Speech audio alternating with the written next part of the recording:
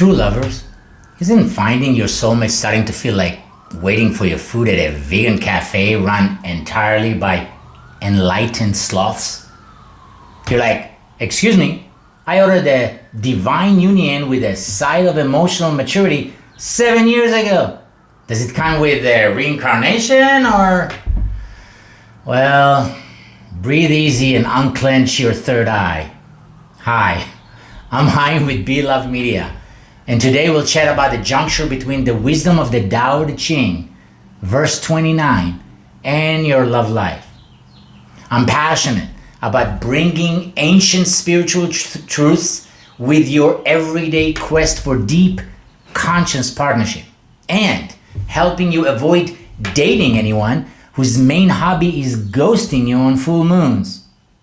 And if you stick around till the end of this video, I'll share with you the ultimate affirmation to attract your ultimate soulmate. So stay tuned, true lovers. Now, before we dive into the Tao of true love, make sure to like this video, hit the subscribe button, and gently tap the notification bell like it's the heart chakra of your next divine connection. Now, those of you who know my story know that I have taken the long route, the painful detour of decades before I met my true love and ultimate soulmate, my beloved Rachel, now my wife and best friend. Before that, it was 3 failed marriages, 3 divorces that brought me aside to some happy moments, no doubt, like any relationship. And I also got the apple of my eye, my beloved 8-year-old son out of that, one of those relationships.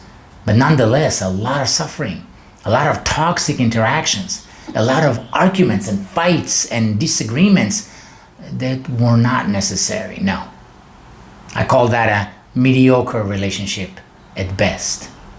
And a lot of relationships are like that. I wasn't unique in that regard.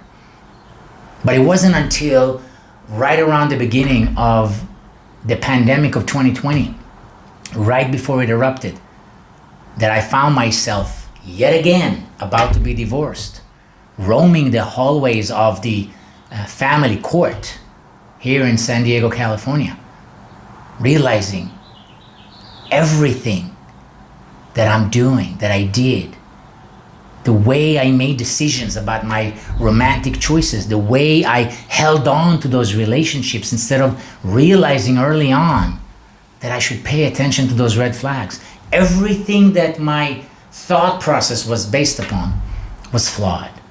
And I had to find a new path because unlike some that I've met on my journey, I haven't given up on love, even after the 3rd failed relationship. I haven't. And I even believe it or not, call me crazy, in the institute of marriage. Healthy relationship. It was what I was aiming at, maybe for the first time. And that's around the time that I discovered the Tao Te Ching. 81 verses of an ancient Chinese scripture that was written 2,600 years ago by Lao Tzu in the period, in the era of the warring states in ancient China. And it was those 81 verses that made me realize, what if, just what if, I can apply those ancient, simple truths to the process I was taking myself at the end of that last toxic relationship to heal, recover, and find a new path to take me to my first healthy relationship, my first true love versus the false love relationships that I had before that. And sure enough, 18 months after making that decision, I met my beloved Rachel. And several years later, here we are, married, in love, getting famously along, except for the times that I bug her and tease her and annoy her lovingly. Truly an aligned relationship versus all these relationships filled with arguments and fights and misunderstandings that were never resolved and took you to the next unresolved understanding and creates scars until you just give up. So I don't know if any of that resonated with you and you've been through some of those. And I don't know if you have the same desire that I had beginning of 2020 of not experiencing too many of those anymore, or completely ending that path of suffering and pain and starting a new one where you become the partner you want to attract, and then sure enough attract it. So say no more. Here's the Tao Te Ching, verse 29, as translated by Stephen Mitchell. Do you want to improve the world? I don't think it can be done. The world is sacred. It can't be improved. If you tamper with it, you'll ruin it. If you treat it like an object, you'll lose it. There is a time for being ahead. There's a time for being behind. There's a time for being in motion. There's a time for being at rest. There's a time for being vigorous, and there's a time for being exhausted. There's a time for being safe, and there's time for being in danger. The master sees things as they are, without trying to control them. She lets them go their own way and resides at the center of the circle. Close quote. So here are 3 bullet points for romantic search based on verse 29. If you tamper with it, you'll ruin it. What does that mean? Stop trying to fix people into your soulmate fantasy. Your ideal partner doesn't need to be downloaded with the latest spiritual software. They need to be loved as is. The right love grows, not gets refurbished. There is time for being ahead and time for being behind, says the verse. The Tao reminds us that timing is sacred. Just because you haven't met your partner yet doesn't mean love isn't unfolding perfectly. Your soulmate might just be waiting for your karmic GPS to update. And we know, we've seen that before, whether it's in our own life or people that we care about, how rushing could cause turmoil and disaster, how relationships should be cultivated gradually with giving it enough time and care and tenderness to blossom. And when you rush into something, they say haste comes from the devil. Isn't that true? The master sees things as they are without trying to control them. Look for a partner who accepts life and you as you are, not someone constantly trying to control, change, or manifest you into their own twin flame checklist. And be that kind of partner too. Spaciousness is sexy. Have you been with a date with a partner who was trying to rush you into the bedroom? Have you tried to rush someone else into the bedroom? Have you tried to move in with somebody before it was time, only for that to not end well? Well, I have. Now, sometimes relationships move fast and it's healthy and balanced. You don't feel anxious and you have done your shadow work. You have done your self-development work. You have processed your childhood trauma. But when you haven't, it's just a matter of time before you attract your childhood trauma into your current relationship. Something to watch out for. Now, as promised, 10 affirmation. Declare yourself to be loved. This is critical point.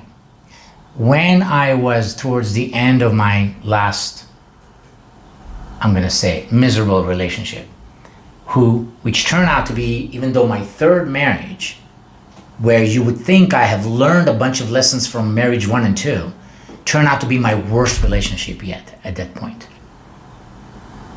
Toxic, angry, yelling competitions between us on a daily basis. Sure enough, it gifted me the best gift I could have asked for, my son, my child. And that's something I will be forever grateful for. But the relationship itself was unhealthy and was growing unhealthy by the week, by the month, by the year. Because both of us did not process our childhood trauma. Both of us were rushing into something that had plenty of red flags in the beginning, but refused to see it. So the first thing I realized as I was ending the relationship is that it's all rooted in one thing and one thing only.